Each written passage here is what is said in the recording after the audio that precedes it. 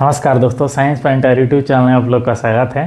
तो आज इस वीडियो का जो प्रश्न है वो न्यूटन का द्वितीय नियम पर जो व्यंजक आता है, बल का व्यंजक आता है या बल का सूत्र आता है, उसी पर आधारित एक छोटा सा न्यूमेरिकल है।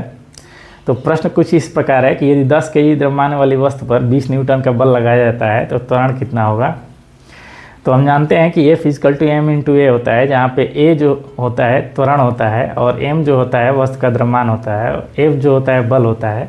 तो यहाँ पे m का मान 10 केजी रखने पर और F का मान 20 रखने पर यहाँ से a का मान जो है 2 मीटर प्रति सेकंड स्क्वायर आता है। तो इस प्रश्न का जो सही आंसर होगा ऑप्शन चौथा होगा, 2 मीटर प्रति सेकंड स्क्वायर होगा त्वरण का मान। अब हम आ जाते हैं इस वीडियो के दूसरे प्रश्न पे, जो कि मानव पाचन प्रणाली से संबंधित प्रश्न है। तो प्रश्न कुछ इस प्रकार है कि कार्बोहाइड्रेट, प्रोटीन और वसा का पूर्ण रूप से पाचन कहाँ पर होता है। तो मानव पाचन प्रणाली में जो भोजन का पाचन है वो मुख से ही प्रारंभ हो जाता है और यह भोजन ग्रास नली से होते हुए आमाशय में पहुंचता है, जी हाँ, जहाँ पर इसका आंशिक रूप से पाचन होता है।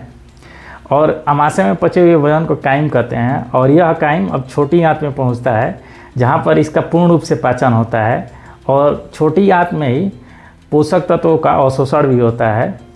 तो इस प्रश्न का जो सही आंसर होगा छोटी आंत होगा। जो कार्बोहाइड्रेट और प्रोटीन और वसा का पूर्ण रूप से जो पाचन होता है वो छोटी आंत में होता है, जो कि ऑप्शन तीसरा है।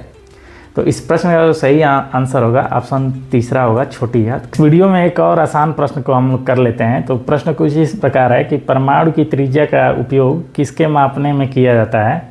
तो परमाणु की त्रिज्या का प्रयोग परमाणु के आकार मापने में किया जाता है। सामान्यतः मान लिया जाता है कि परमाणु का आकार जो है गोलाकार होता है।